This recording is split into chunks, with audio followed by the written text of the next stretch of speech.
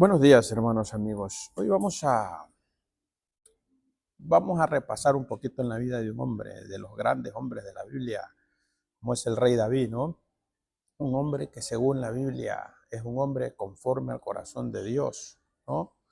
Fue un hombre conforme al corazón de Dios, ¿no? Entonces, vamos a leer un poquito de su pecado. Ustedes saben que en el Antiguo Testamento el pecado era castigado con muerte al momento, ¿no? Entonces vamos a leer un poquito, porque fue un hombre que le sirvió a Dios, un hombre que obedeció a Dios, pero la Biblia nos deja toda la enseñanza para que nosotros, siendo humanos, intentemos no cometer los mismos errores, ayudados por el Espíritu Santo de Dios. Entonces vamos a ir al libro de Segunda de Samuel 11, vamos a leer los primeros 8 versículos para guiarnos un poquito y hablar un poquito de la vida de este hombre, ¿no? El rey David, el que ganó, el que venció a Goliat, ¿no? El gran rey David. Vamos a hablar un poquito. Vamos al libro de Segunda de Samuel 11, ¿vale? La palabra de Dios se lee en el nombre del Padre, el Hijo y el Espíritu Santo. Amén.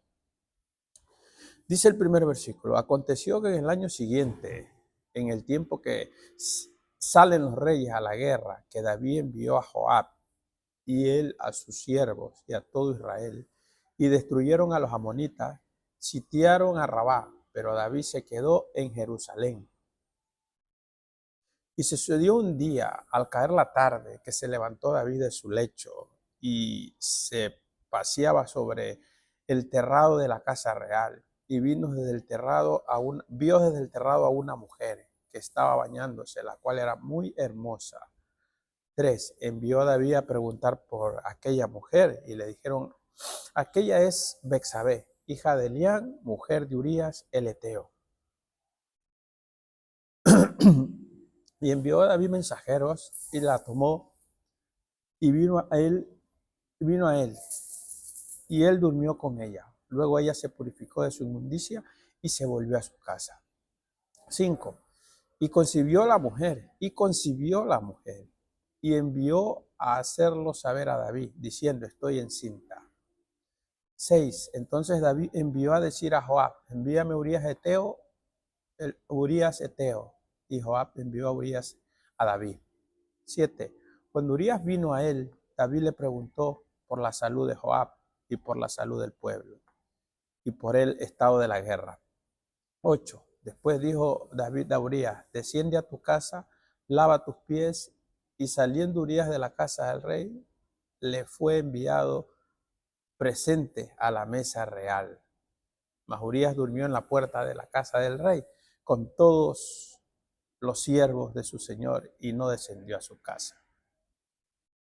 Vamos a leer hasta el 10, que dice: e hicieron saber esto a David, diciendo: Urías no ha descendido a su casa. Y dijo a David a Urías: ¿no has venido de camino? ¿Por qué pues no descendiste a tu casa? Vamos a leer y dejarlo ahí para aclararlo un poquito, ¿no? Tomando en cuenta que lo que hemos leído nos relata un poco la historia, ¿no? Dice que cuando los hombres salieron a la guerra, a luchar contra los moabitas, el rey tenía que estar enfrente, ¿no? Enfrente de la batalla, ¿no? Dice el primero, ¿no? En el primer versículo dice: aconteció en el año siguiente, en el tiempo que salen los reyes a la guerra, que David envió a Joab y con él a sus siervos y a todo Israel, y destruyeron a los amonitas y sitiaron Rabat. Pero David se quedó en Jerusalén. Cuando salían a la guerra, normalmente el rey era el que encabezaba, ¿no? El ejército de la guerra, pero David se relajó y se quedó en el palacio. Vaya, luchen ustedes, que yo me quedo aquí, que yo soy el rey. En el 1, en el 2. Y sucedió un día al caer la tarde, sucedió un día al caer la tarde. Un rey que estaba un poquito descentrado de su labor, porque al caer la tarde se levanta el rey ya a la tarde, o sea que había dormido todito el día, un rey. Y sucedió un día al caer la tarde que se levantó David de su lecho, o sea, se levantó tarde, relajado, pues se levantó tarde, ¿no? Con su mente desocupada, maquinando cosas, ¿no? Y se paseaba sobre el terrado de la casa real y vio desde la terraza a una mujer que se estaba bañando, la cual era una mujer muy hermosa. Vio a una mujer. La tentación del hombre entra por las vistas, ¿no? Vio a una mujer muy hermosa y él se quedó prendado de esa mujer, ¿no? Él se puso ciego y su mente se cerró, se cegó por esa mujer. Tanta era la belleza de esa mujer que lo cegó al hombre. Y él envía a preguntar, dice, y envió a David a preguntar, ¿no? Decir, ¿quién es esa mujer? Está muy hermosa, ¿quién es? ¿No? Y le dijeron, se llama Betsabé, dice, es la hija de Elián, mujer de Urías Eteo. Era la mujer de uno de sus soldados que estaba en la guerra. Betsabé era la mujer de uno de sus soldados que estaba en la guerra, de uno de sus soldados, su mano derecha. Que este soldado incluso podía dar la vida por el rey, pero era la mujer de uno de sus soldados, era la mujer de uno de los suyos. Ojo con lo que vamos a seguir leyendo. Y envió David mensajero y la tomó y vino a él. La tomó, la llamó, te llama el rey, pues ella dijo, pues bueno, me llama el rey, voy, ¿no? Vale. Y durmió David con ella. Luego se purificó de su inmundicia, se volvió a su casa. Tuvo relaciones sexuales con ella toda la noche, sabiendo que era la mujer de uno de sus soldados. Deslealtad, inmoralidad, lo que ya había en el rey David. El pecado había entrado el pecado entró a su vida por ser un hombre que en vez de estar en sus labores de rey, estaba con la mente vaga, levantándose tarde. La mente vaga, sin trabajar, te lleva a maquinar pecado, porque nuestro campo de batalla para luchar contra Satanás es nuestra mente. Aquí, malos pensamientos, ideas que si no te agarras a la palabra de Dios, es muy difícil que las puedas disipar y puedes caer en ella. Él cayó en ella, David, llama a esa mujer, tiene relaciones sexuales con ella, sabiendo que era la mujer de uno de sus soldados más leales. Y concibió la mujer queda embarazada. 5, la mujer concibió y se lo hace saber a él, oye, estoy embarazada. Y ahí comienza que un pecado que David pensó que iba a quedar impune, queda embarazada y ya no sabía cómo tapar ese embarazo de esa mujer. Entonces él comienza a maquinar y manda a llamar a su soldado, lo llama a la casa real preguntándole cosas, lo quiere emborrachar, incluso le dice, tienes unos días de permiso, verte a tu casa, disfruta con tu mujer, incluso coge y le manda una cena real, comida de primera clase, y él no va, dice, vete a tu casa, él no va, porque él dijo que que estando sus hermanos en la guerra, le parecía a él deshonesto para ellos el quedarse durmiendo en su cama, comiendo bien con su mujer, mientras ellos se mueren. Entonces él no se quedó fuera del palacio durmiendo y no fue a su casa. Se lo avisan al rey y ahí comienza el problema, porque él no fue a su casa y David quería que fuera a su casa para que estuviera con su mujer y ese hijo, pues que ya como que fuera de Urías y él tapara su pecado, pero Dios no funciona así. Todo fue destapado. Él no fue, la mujer se embarazó y no se podía tapar que era de él. Entonces ahí es cuando comienza a entrar más el pecado de muerte. Él maquina matar a su soldado para tapar su pecado.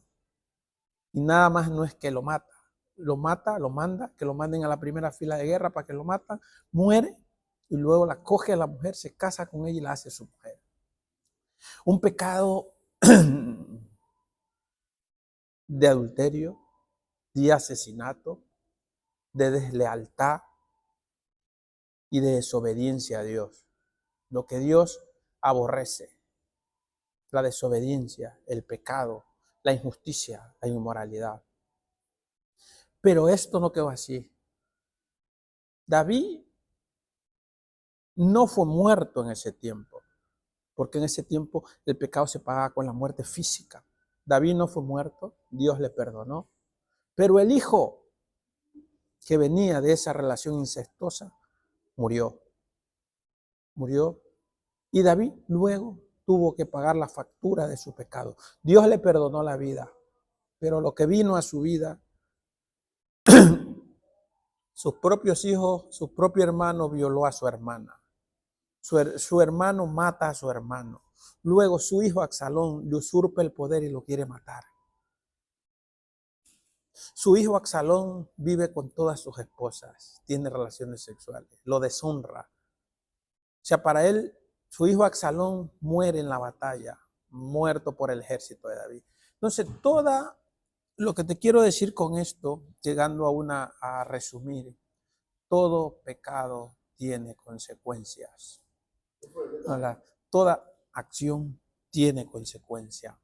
Y en ese sentido te digo, el pecado no queda impune y Dios lo va a castigar. Dios te va a corregir. David no fue muerto, pero fue corregido. David pagó la factura, una factura muy alta por su pecado. Lo que te quiero decir con esto es que, hermano, el pecado te ensucia, el pecado te aleja de Dios. El Señor puede que te perdone, pero la factura la tienes que pagar. Así que caminemos firme.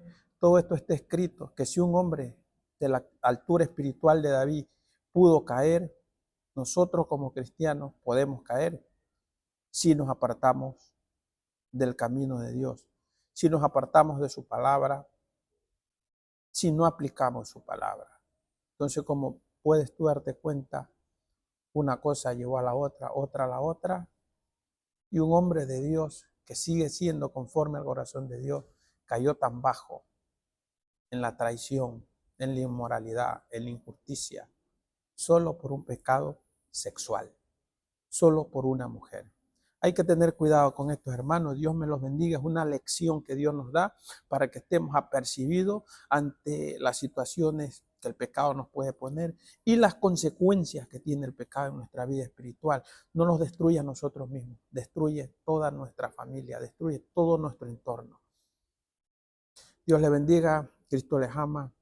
Si te gusta este tipo de contenido, dale like, comparte, que otras personas, yo quisiera que llegue a su conocimiento esto, ¿no?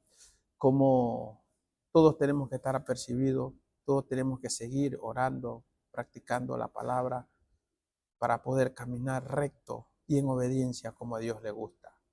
Amén.